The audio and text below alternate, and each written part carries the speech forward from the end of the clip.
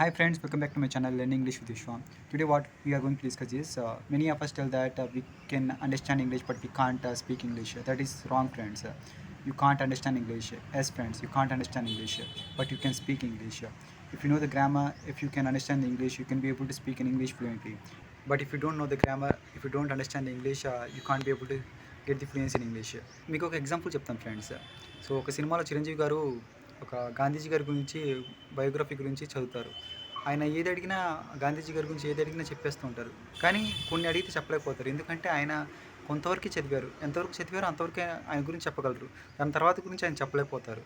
ఇది కూడా అంతే ఫ్రెండ్స్. మీరు ఎంతవరకు అయితే అర్థం చేసుకోగలుగుతున్నారో అంతవరకైతే మీరు మాట్లాడగలుగుతున్నారు.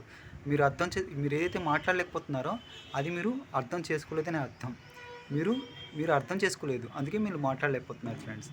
ఇప్పుడు ఇంగ్లీష్ అనే దాన్ని ట్రాన్స్లేషన్ ద్వారా మీరు నేర్చుకోవద్దు ఫ్రెండ్స్. నేను మళ్ళీ ఎందుకు మాటిమాటికి చెప్తున్నానంటే ఇంగ్లీష్ అనే దాన్ని మీరు ట్రాన్స్లేషన్ ద్వారా నేర్చుకోవద్దు. తెలుగు టు ఇంగ్లీష్ అనేది నేర్చుకోవద్దు. ఏ లాంగ్వేజ్ అయినా, ప్రపంచంలో ఏ లాంగ్వేజ్ అయినా, ఎనీ లాంగ్వేజ్, ప్రపంచంలో ఉన్న ఏ లాంగ్వేజ్ అయినా ఒక లాంగ్వేజ్తో ఇంకో లాంగ్వేజ్తో నేర్చుకుంటే మనకు కష్టం అయిపోతుంది ఫ్రెండ్స్. నేర్చుకోకూడదు అని నేను చెప్పట్లేదు, నేర్చుకుంటే మనకు కష్టం అవుతుంది. దానికన్నా ముందు మనం ఏ సందర్భంలో ఉన్నాము, మనం ఏ సందర్భం గురించి మాట్లాడుతున్నాము, అసలు దాని యొక్క భావం ఏంటి అర్థం చేసుకుంటే మీరు ఈజీగా సెంటెన్స్ అనేది మేక్ చేయగలరు ఫ్రెండ్స్. మీరు ఇంగ్లీష్ అనేది మాట్లాడగలరు ఫ్రెండ్స్. గెట్ అనేది మనం కొన్ని సందర్భాల్లో యూజ్ చేస్తాం ఫ్రెండ్స్. బట్ నేటివ్ స్పీకర్స్ అనేది చాలా సందర్భాల్లో చాలా రకాలుగా యూజ్ చేస్తుంటారు. ఆ చాలా రకాలుగా ఎలా యూజ్ చేస్తారు, ఏ సందర్భాల్లో వాటిని గెట్ అనేది యూజ్ చేస్తారు, దాని యొక్క భావం ఏం తెలియజేస్తుంది ఆ సందర్భంలో అనేది మనం ఈ క్లాస్లో తెలియజేసుకుందాం ఫ్రెండ్స్. మీకు అర్థమవడానికి చాలా క్లారిటీగా మీకు చెప్పడానికి నేను ప్రయత్నిస్తాను friends. So without any further let's get started friends. Okay, first usage of get friends. First మనం గెట్ అనేది బికమ్ అంటే ఏంటి ఫ్రెండ్స్, ఒక చిన్న లైన్ ఉంది, ఆ చిన్న లైన్ని పెద్ద లైన్గా చేయొచ్చు, అంతే కదా ఫ్రెండ్స్. ఒక చిన్న లైన్ గీసి ఉంది, ఆ లైన్ని ఇంకొద్దిగా గీసామనుకోండి అది ఏమైపోతుంది, పెద్ద లైన్గా మారిపోతుంది, అంతే కదా ఫ్రెండ్స్. అంటే ఇట్ బికమ్స్ బిగ్ లైన్, అంతే కదా friends. It becomes big line, అది మారుతుంది. It is becoming big line, అది మారుతూ ఉంది, అర్థమవుతుందా. ఇప్పుడు బికమ్ అనేది గెట్ అనేది బికమ్గా యూజ్ చేయొచ్చు. ఫస్ట్ యాడ్జెక్టివ్ చూద్దాం ఫ్రెండ్స్. ఈ బికమ్లో అంటే మారడం, ఒక పరిస్థితి నుంచి ఇంకో పరిస్థితికి మారడం. అంటే ఇప్పుడు నేనున్నాను ఫ్రెండ్స్, బాగా అర్థం చేసుకోండి ఫ్రెండ్స్ నేనేం చెప్తున్నాను. నేను చాలా ఈజీగా చెప్పడానికి ప్రయత్నిస్తాను మీకు అర్థమయ్యేటట్టు. ఇప్పుడు నేనున్నాను ఫ్రెండ్స్, నేను మీతో మాట్లాడుతున్నాను. So I'm speaking to you కదా, కామ్గా మాట్లాడుతున్నాను, కామ్గా ఉన్నాను. నేను ఎలా కనపడుతున్నాను, I seem to be calm, నేను కామ్గా కనిపిస్తున్నాను. సడన్గా నాకు ఫోన్లో మెసేజ్ వచ్చింది, నాకు కొన్ని లక్షల డబ్బులు పడ్డాయని వచ్చింది. సో నాకు ఎలా అనిపిస్తుంది, హ్యాపీగా ఫీల్ అయిపోతున్నాను. నేను ఇప్పుడు కామ్గా ఉన్నామని ఎగ్జైట్ అయిపోతున్నాను నేను. సో అప్పుడేమవుతుంది, ఐ బికేమ్ ఎగ్జైట్. నేను మారిపోతున్నాను, ఒక పరిస్థితిలో నుంచి ఇంకో పరిస్థితిలో మారిపోతున్నాను. నేను కామ్గా ఉన్న వ్యక్తిని నేను ఎగ్జైట్ అయిపోయి కింద మీద అయిపోతున్నాను. ఎందుకంటే డబ్బులు పట్టే కదా నాకు, కింద మీద అయిపోతున్నాను. అంటే నా పరిస్థితిలో మార్పు వచ్చింది. నేను ఒక కామ్గా ఉండే వ్యక్తిని మాట్లాడుతున్నాను. I'm speaking to you. So I seem to be calm. Suddenly I got a message. నేను మెసేజ్లో చూశాను, I have got message. So in that message I got some money. నేను కొంచెం మనీ అనేది నాకు వచ్చింది. అప్పుడు నేనేమైపోతున్నాను, excited. So I'm getting excited. నేను ఎగ్జైట్ అయిపోతున్నాను కదా, ఐఎమ్ గెట్టింగ్ ఎగ్జైటెడ్. నేను ఎగ్జైట్ అయిపోతున్నాను. మీరు చూస్తున్నారు కదా friends, you are watching my video right no, you are watching my video. Suddenly నేనేం చేస్తానంటే, సో నేను ఫిల్త్ లాంగ్వేజ్ మాట్లాడుతున్నాను, అబ్యూజింగ్ లాంగ్వేజ్తో నేను మాట్లాడుతున్నప్పుడు అప్పుడు మీకు ఏమొస్తుంది, యు ఆర్ గెట్టింగ్ ఇరిటేటెడ్, అంతే కదా ఫ్రెండ్స్. మీరు ఇరిటేట్ అయిపోతున్నారు. ఇప్పుడు ఇంకో ఎగ్జాంపుల్ చూద్దాం ఫ్రెండ్స్.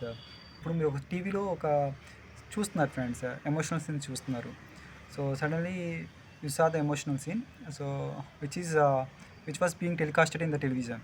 సో టెలివిజన్లో టెలికాస్ట్ అవుతున్న ఒక సీన్ మీరు చూస్తూ ఉన్నారు. అప్పుడు పాస్ట్లో గురించి చెప్తాం అనుకున్నాం. సో చూస్తున్నప్పుడు సడన్గా మీరు ఏం చేశారంటే, you saw the emotional scene. So ఒక ఎమోషనల్ సీన్ చూశారు, ఒక సాడ్ సీన్ చూశారు. మీరు చూడంగానే మీరేమైపోయారంటే ఎమోషనల్ అయ్యారు కొద్దిగా.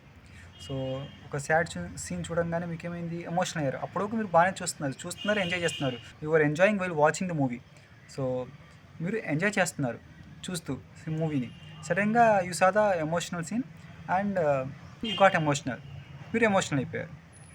సో ఇది పాస్ట్ గురించి చెప్తున్నాను నేను ఇప్పుడు. గెట్ గెట్ ఎమోషనల్ ఒక యాడ్జెక్టివ్ అయిపోయింది. హీ బికేమ్ ఎమోషనల్, అతను మారిపోయాడు, ఒక పరిస్థితుల నుంచి ఇంకో పరిస్థితులకు మారిపోయాడు, మీరు మారిపోయారు, యూ బికేమ్ ఎమోషనల్. అదే అర్థమవుతుందా ఫ్రెండ్స్? గెట్ బికేమ్ ఇక్కడ ఎలా యూజ్ అవుతుందో దీని యొక్క భావాన్ని అర్థం చేసుకోండి. ఏ సందర్భం నుంచి మాట్లాడుతున్నామో తెలుసుకుని ఆ టెన్సెస్ అనేది యూజ్ చేయండి. So you became emotional. చూశారు కదా, మూవీ చూడంగానే మీరు ఎమోషనల్ అయిపోయారు. సో తర్వాత ఈ గెట్ అనేది యాడ్జెక్టివ్. ఇప్పుడు మనం యాడ్జెక్టివ్లో చూస్తాం కదా ఫ్రెండ్స్, దీన్ని ప్యాసివ్లో చూద్దాం. సో ఇప్పుడు పరిస్థితిని మారడం, ఒక పరిస్థితుల నుంచి ఇంకో పరిస్థితిలోకి మారడం. ఇప్పుడు మీరు ఉన్నారు, so you are watching some dance program. So while he was dancing, so అతను డ్యాన్స్ చేస్తున్నప్పుడు మీరు చూస్తూ ఉన్నారు నిన్న. So you are watching while he was dancing, suddenly he fell down, అతను పడిపోయాడు సడన్గా. అప్పుడు మీరేమవుతారు? షాక్ గురి అవుతారు లేదా? మీరు చూస్తున్నప్పుడు సడన్గా ఇప్పుడు అతను డ్యాన్స్ చేస్తున్నప్పుడు మీరు చూస్తున్నారు friends, you are watching while he was dancing, suddenly he fell down. So you got shocked, మీరు షాక్ అయిపోయారు సడన్గా. మీ పరిస్థితిలో ఏంటి? మీరు ఎంజాయ్ చేస్తున్నారు, అతను డ్యాన్స్ చేస్తున్నప్పుడు మీరు చూస్తున్నారు, ఎంజాయ్ చేస్తున్నారు, ఒక పని జరుగుతుంది, ఒక దాంట్లో ఉన్నారు మీరు. సో సడన్గా మీరు ఏమయ్యారు? షాక్ గురయ్యారు. ఇప్పుడు ఎంజాయ్ చేస్తున్న మీరు సడన్గా షాక్ గురవడం వల్ల ఏమవుతుంది? సో మీ పరిస్థితిలో మార్పు వస్తుంది. యూ బికేమ్ షాక్ అంటే యూ బికేమ్ అంటే మారారు. ఇక్కడ నుంచి అక్కడికి మారినట్టు ఈ పరిస్థితిలో నుంచి ఈ పరిస్థితికి మారారు. అప్పుడు ఏమవుతుంది? మనం గెట్ యూస్ చేస్తాం. అది గెట్ ఏమవుతుంది? ఇక్కడ ప్యాసివ్ అవుతుంది. సో యూ గాట్ షాక్డ్, ఇది పాస్ట్లో ఉంది కాబట్టి యూ గాట్ షాక్డ్. అర్థమవుతుంది friends? You got shocked. So you have been understanding my video for the last few minutes. నా వీడియోని మీరు కొన్ని నిమిషాల నుంచి అర్థం చేసుకుంటున్నారు. సడన్లీ సో మీరు కన్ఫ్యూజ్ అయ్యారు. నేను ఇప్పుడు చెప్తున్న దాన్ని మీరు కన్ఫ్యూజ్ అయిపోయారు. ఇందాక వరకు అర్థం చేసుకుంటూ ఉన్నారు, ఒక పరిస్థితిలో ఉన్నారు, ఇప్పుడు కన్ఫ్యూజ్ అయిపోయారు. సో అప్పుడు ఏం యూజ్ చేస్తాం? గెట్ యొక్క ప్యాసివ్ ఇక్కడ యూజ్ చేస్తాం. యూ బికేమ్ ఒక పరిస్థితి, ఒక దాంట్లో నుంచి ఇంకో దాంట్లోకి మారిపోయారు మీరు, ఒక దాంట్లో నుంచి ఇంకో దాంట్లోకి మారిపోయారు. అప్పుడు మీరు ఏం చేస్తారు? గెట్ అనేది యూజ్ చేస్తారు ఇక్కడ. So you have been understanding my video for the last few minutes. Suddenly you got confused పాస్ట్లో. అది ఇప్పుడే అవుతూ ఉందనుకోండి. ఇప్పుడు యు ఆర్ గెట్టింగ్ కన్ఫ్యూజ్డ్, మీరు కన్ఫ్యూజ్ అవుతూ ఉన్నారు సడన్గా. ఒక పరిస్థితి నుంచి ఇంకో పరిస్థితిలో మారిపోయింది సడన్గా, అప్పుడు యూజ్ చేస్తాం. సరే ఇప్పుడు మీకు కన్ఫ్యూజన్ రావచ్చు. సో ఇప్పుడు మనం చెప్తున్నాం కదండి, దీన్ని ఇప్పుడు ప్యాసివ్ వస్తుంది కదా ఇక్కడ. ఐఎమ్ కన్ఫ్యూజ్డ్ అంటాం కదా. I'm confused by whom? By my video. By which? By my video. So you are confused by my video. So మీరు ఇక్కడ ప్యాసివ్ కూడా యూజ్ చేయొచ్చు. కానీ ఇప్పుడు ఏమవుతుందంటే, సో ఇక్కడ ప్యాసివ్ అనేది యూజ్ చేయొచ్చు. యూ ఆర్ కన్ఫ్యూజ్డ్, మీరు కన్ఫ్యూజ్ అయ్యారు. బై మై వీడియో, నా వీడియో ద్వారా మీరు కన్ఫ్యూజ్ అయ్యారు, యూజ్ చేయొచ్చు. నేను ఓన్లీ కన్ఫ్యూజ్ అయ్యాను ఆ వీడియో ద్వారా అని చెప్పాలనుకుంటున్నారా? లేదు, నేను నా పరిస్థితిలో మార్పు వచ్చింది, ఐ గాట్ కన్ఫ్యూజ్డ్ అని చెప్పాలనుకుంటున్నారా? నేను ఇందాక వరకు అర్థం చేసుకుంటున్నాను, ఇప్పుడు నా పరిస్థితిలో మార్పు వచ్చింది, నేను ఇప్పుడు కన్ఫ్యూజ్ అయ్యాను, నేను ఒక పరిస్థితిలో మార్పు వచ్చింది దాని గురించి చెప్పాలనుకుంటున్నారా? లేదు, నేను దేని గురించి కన్ఫ్యూజ్ అవ్వబడ్డాను అని దాని గురించి చెప్పాలనుకుంటున్నారా? అర్థమవుతుందా ఫ్రెండ్స్? అదే భావం ఫ్రెండ్స్. మీరు ఏ భావాన్ని తెలియజేయాలనుకుంటున్నారో ఆ భావాన్ని తెలుసుకొని మాట్లాడండి ఫ్రెండ్స్. ఆ సమయాన్ని తెలుసుకుని మాట్లాడండి. నేను ఎందుకు సమయం, భావం రెండు ముఖ్యం అని చెప్తానో మీకు అర్థమవుతుందా ఫ్రెండ్స్?